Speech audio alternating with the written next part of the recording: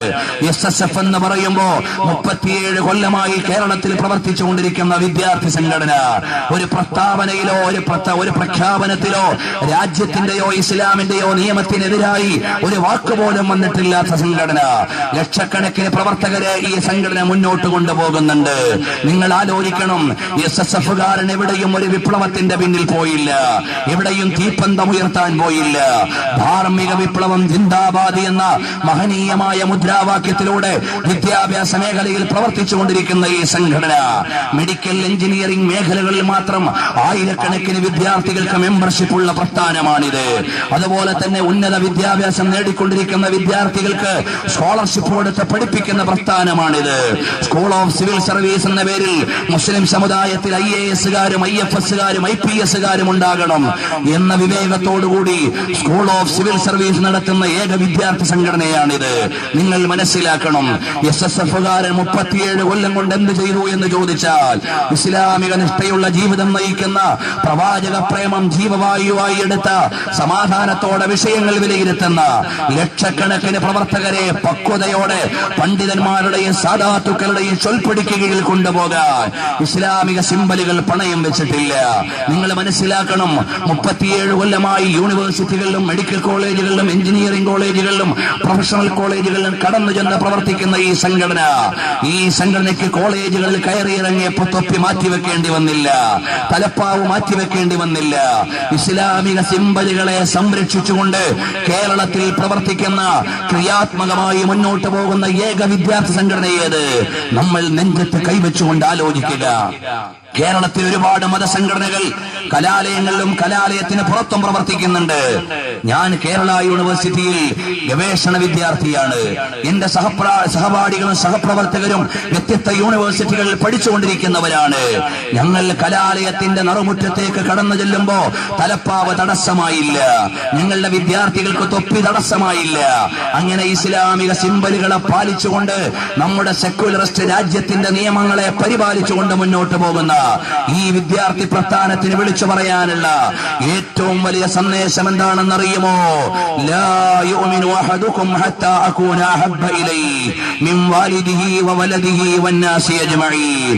അഖിലാണ്ട ജനങ്ങളെക്കാളും സർവസ്വങ്ങളെക്കാളും പ്രവാചകർ സല്ലല്ലാഹു അലൈഹി വആലിഹി വഅസ്ഹാബിഹി വസല്ലമ തങ്ങളെ പ്രണയിക്കുന്നതുവരെ നമ്മുടെ ആരുടെയും വിശ്വാസം സമ്പൂർണ്ണമല്ല.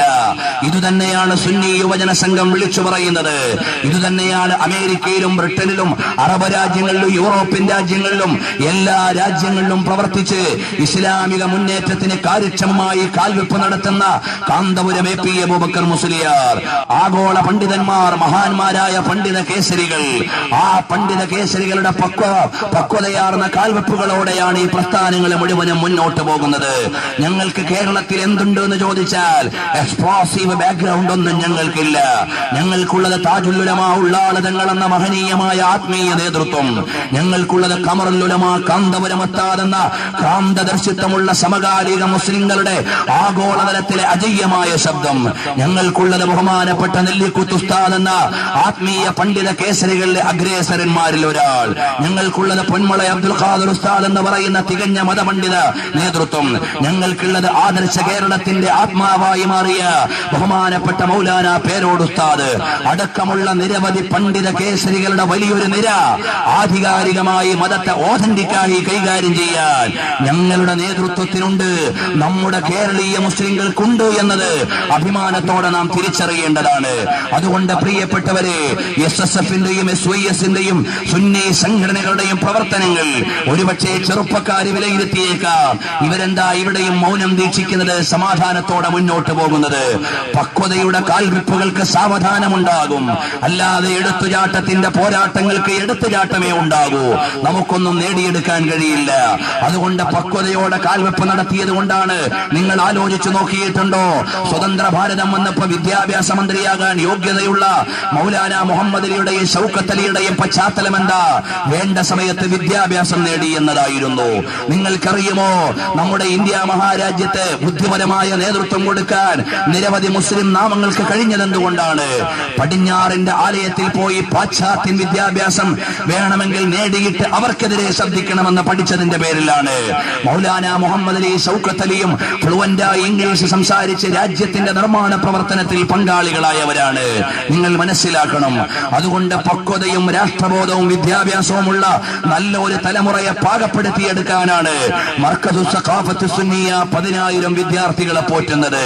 കാശ്മീരിന്റെ ചോരച്ചാലിൽ നിന്ന് കേരളത്തിന്റെ നീർച്ചാലിലേക്ക് കൊണ്ടുവന്ന് മഹനീയമായ വിദ്യാഭ്യാസവും ആവശ്യമായ അവശ്യ സൗകര്യങ്ങളും ചെയ്തു കൊടുത്തുകൊണ്ട് വിദ്യാഭ്യാസമാണ് കാന്തപുരം ഉസ്താദ് കൊടുത്തുകൊണ്ടിരിക്കുന്നത്. ഇവിടെ ഏത് മുഖ്യധാരാ മാധ്യമങ്ങളാണ് അതിനെ ശ്ലാഘിക്കാത്തത്? നിങ്ങൾ തിരിച്ചറിഞ്ഞിട്ടുണ്ടോ? അതുകൊണ്ട് കാലത്തിന്റെ ആവശ്യത്തിനനുസരിച്ച് വിവേകവും ബുദ്ധിയും ബോധവുമുള്ള ഒരു സമുദായത്തിന്റെ സൃഷ്ടിയാണ് പ്രിയപ്പെട്ടവരെ നമുക്ക് ആവശ്യമുള്ളത്. അല്ലാതെ കേവലമായ എടുത്തുചാട്ടം നമുക്ക് അപകടമേ തരികയുള്ളൂ. അതുകൊണ്ട് പ്രവാചകൻ സല്ലല്ലാഹു അലൈഹി വസല്ലം തങ്ങളെ നിന്ദിക്കുവാൻ ഏതെങ്കിലും വാറോലകളും കൊണ്ട് ആളുകൾ വരുമ്പോ നമ്മൾ ചെയ്യേണ്ടത് അതേപടിയുള്ള തിരിച്ചടിയല്ല, നമുക്ക് വിവേകമുണ്ടാകണം. ഇവിടെയുള്ള എല്ലാ ക്രിസ്ത്യാനികളും മുസ്ലിം വിരോധികളല്ല, ഇവിടെയുള്ള എല്ലാ ഹിന്ദുക്കളും മുസ്ലിം വിരോധികളല്ല, ഇവിടെയുള്ള എല്ലാ മറ്റു മതക്കാരും ഇസ്ലാമിക വിരോധികളല്ല. എല്ലാ സമുദായത്തിനും പെട്ട ന്യൂനപക്ഷം ഏതെങ്കിലുമൊക്കെ ദുരന്ത ചിന്തകൾ ഉണ്ടാകാം. അതുകൊണ്ട് ആ മതത്തെ എഴുതിത്തള്ളാൻ പാടില്ല. മുസാമ ബിൻ ലാദന്റെ പശ്ചാത്തലം വെച്ചിട്ടല്ല ഇസ്ലാമിനെ അളക്കേണ്ടത്. ഗോൾവൽക്കറുടെ ചിന്ത വെച്ചുകൊണ്ടല്ല ഹൈന്ദവതയെ അളക്കേണ്ടത്. ഇങ്ങോട്ട് മാറിയിട്ട് ക്രൈസ്തവ ഭീകരന്മാരെയോ അല്ലെങ്കിൽ രാഷ്ട്ര നിർമ്മാണ പ്രവർത്തനങ്ങളിൽ അപകടകരമായി മുന്നേറിയ ആളുകളെയോ കണ്ടിട്ടല്ല ഈ രാജ്യത്തെ ക്രൈസ്തവരെ വിലയിരുത്തേണ്ടത്.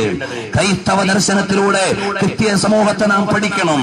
ഹൈന്ദവ സഹോദരന്മാരുടെ മാനുഷിക മൂല്യങ്ങളെ പഠിച്ച് സൗഹാർദ്ദത്തോടെ ജീവിച്ച രാജ്യമാണിത്.